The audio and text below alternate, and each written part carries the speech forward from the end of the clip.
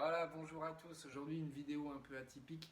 Pour une fois, ça va pas être une méthode qui va vous permettre de répondre à une question de type bac, mais plutôt une vidéo qui va vous permettre de parler de mathématiques avec votre famille en fin d'année, pour les fêtes, Noël, etc.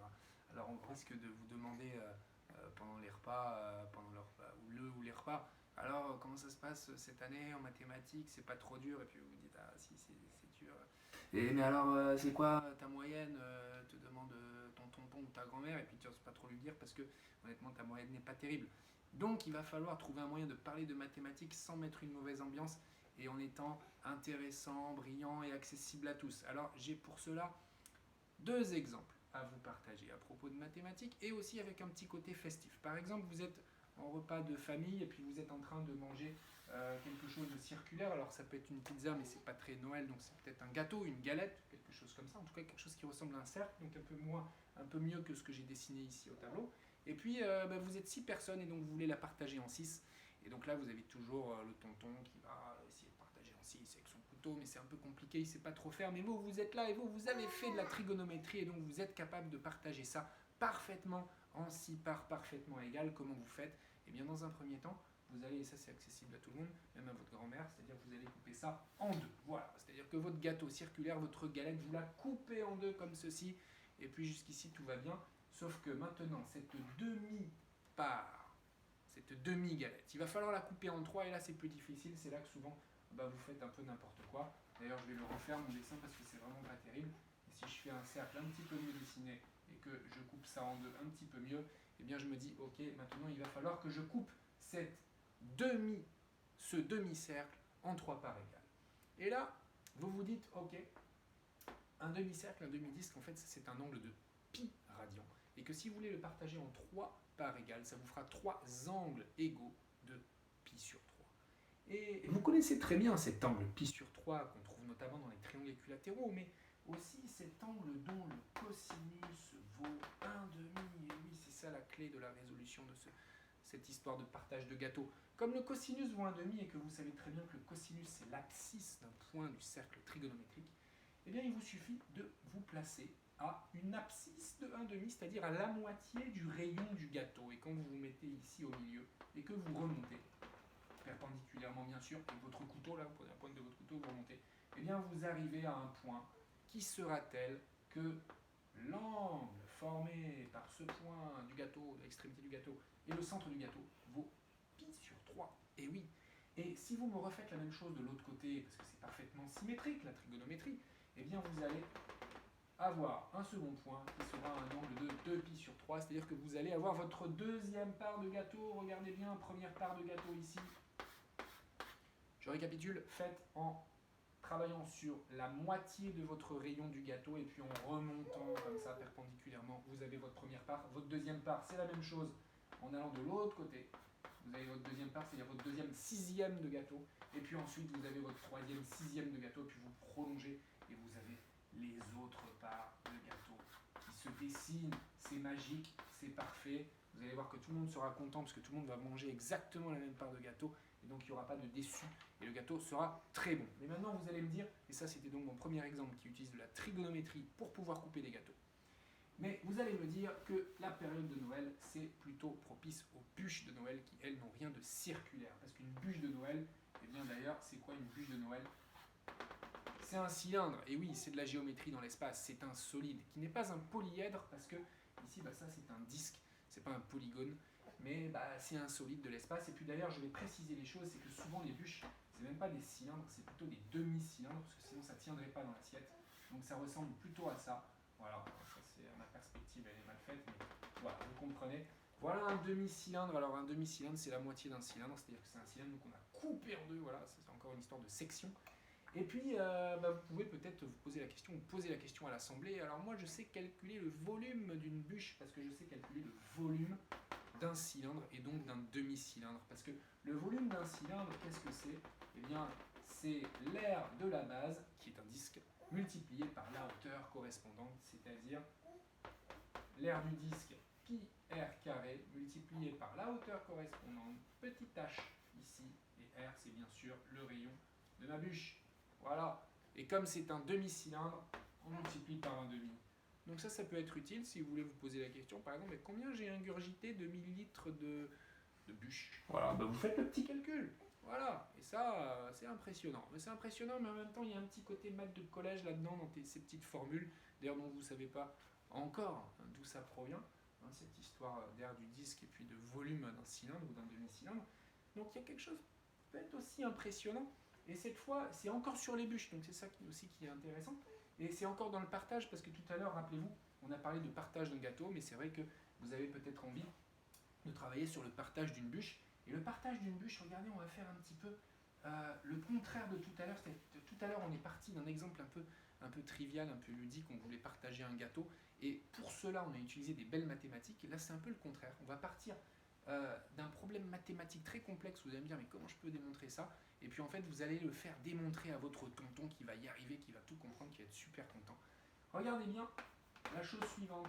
1/4 plus 1/16e plus 1/64e plus 1/256e plus 1/1024e, etc., etc. Eh bien ceci, incroyablement, ça fait un tiers. Et oui, 0,333333. Alors par quelle magie? Écoutez, je pense que vous êtes capable ici de reconnaître la somme des termes d'une suite géométrique. Et oui, alors comment? Pourquoi? Parce que regardez, je vais vous l'écrire comme ça. Eh oui, je l'écris comme ça, bien sûr. Ok? Et en fait, ce que je veux calculer, c'est la limite de cette somme, de cette suite faite, c'est-à-dire 1/4 plus 1 sur 4 au carré plus 1 sur 4 au cube plus 1 sur 4 puissance 4, parce que ces nombres-là qui apparaissent, bien sûr, ce sont les puissances de 4.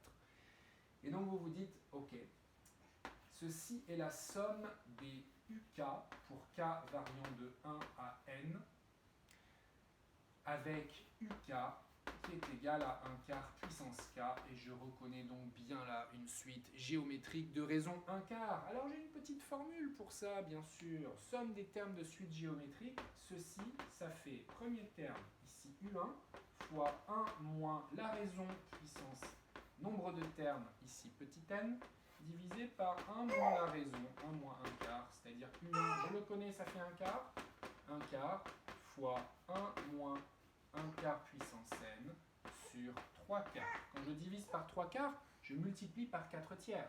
Et en multipliant par 4/3, qu'est-ce qui va se passer? Eh bien, une petite simplification, puisque mes 4 sont bons, et ça me donne 1/3 fois 1 moins 1/4 puissance n, 1/3 fois 1 moins 1/4 puissance n. Et ceci, je dois en prendre la limite, parce que regardez, j'ai mis des 3 petits points, ça veut dire que j'arrête pas de continuer à ajouter des puissances de 1/4 jusqu'à l'infini, j'y passe toute ma vie. Et quand je fais tendre n vers plus l'infini, 1/4 puissance n, bien sûr, tend vers 0. Donc 1 moins 1/4 puissance n, je redonne mon petit loulou ici, 1 moins 1/4 puissance n, ça tend vers 1. Et donc, fois 1/3, ça tend vers 1/3. Mais oui, cette somme-là tend vers 1/3. Vous allez me dire, mais si je parle de ceci à mon oncle, il ne va rien comprendre. Qu'est-ce que c'est que ces histoires de somme de termes de suite géométrique? Ça ne va pas à la tête. Alors, il faut lui parler un petit peu plus instinctivement au tonton. Il faut lui parler de bûche, parce que vous en êtes à la bûche. Et vous allez me dire, mais tu vois ça, tonton, ça là, c'est exactement une histoire de bûche. On va voir pourquoi. Et tu vas comprendre que ça fait 1/3 quand j'arrête pas d'ajouter ça jusqu'à l'infini. Pourquoi? Parce que vous avez une bûche. Alors je la dessine comme ça pour simplifier, j'ai plus envie de faire un demi-cylindre. Vous avez une bûche et puis vous imaginez qu'en fait vous êtes 3. Il y a vous, il y a votre tonton, et puis il y a votre grand-mère. Voilà, tonton, vous et la grand-mère.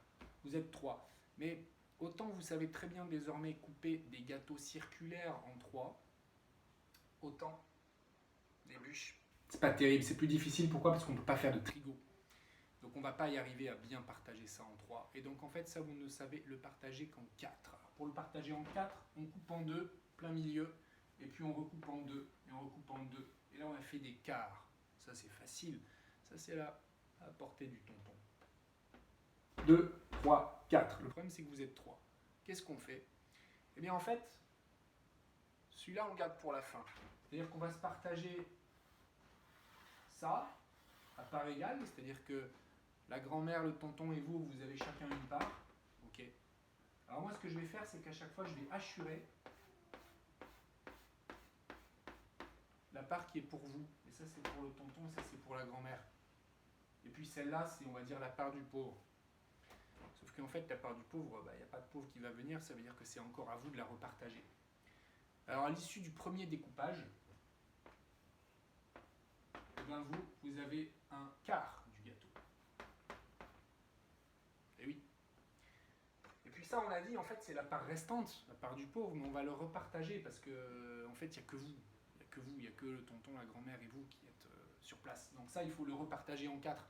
Donc si je le repartage en 4, d'ailleurs, je peux m'amuser à faire d'autres formes géométriques pour le partager en 4. Voilà, je le partage en 4. Et puis, pareil, en fait, chacun des 3, vous en prenez une part et puis vous en laissez une. Donc ici, mon U2, ça va être le quart de ce qui me restait. Et le quart de ce qui me restait, c'était un quart fois un quart. Voilà, et puis ça c'est pour la grand-mère, et ça c'est pour le tonton, et ça c'est pour la part du pauvre, et puis la part du pauvre, on recommence, vous la repartagez en 4. Vous la repartagez en 4, et puis ça c'est pour vous. Et oui, donc ça veut dire que U3, c'est le quart du quart du quart. Et puis vous continuez, et puis ça vous apercevez que ça fait 1 sur 4 au carré, et ça fait 1 sur 4 au cube.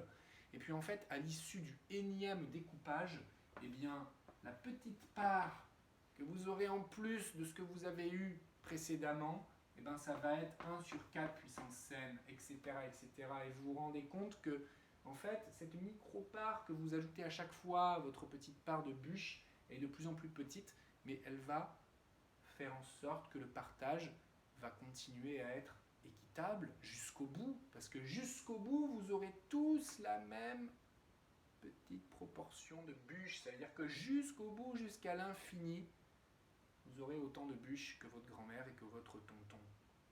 Et puis à chaque fois, ce qui va vous rester, regardez, c'est de plus en plus ridicule, de plus en plus dérisoire, de plus en plus petit, ça va tendre vers 0. Donc franchement, à force de couper en 4 ce qui reste, et à le partager en 3 et à garder une part du pauvre, on comprend qu'à la fin, on va tous avoir la même proportion de bûches. Mais vous êtes 3, donc à la fin, ça va tendre vers un tiers. Donc cette somme infinie, 1 quart plus 1 quart au carré, plus 1 quart au cube, plus 1 quart puissance 4, plus 1 quart, etc., etc., etc., ça fait bien un tiers, parce que chacun a la même part de bûches. Donc voilà, le tonton et la grand-mère, ils ont compris que ceci, ça fait un tiers. Mais ça provient des sommes de termes de suite géométrique. Allez, joyeux Noël à tous. Bonne fête de fin d'année.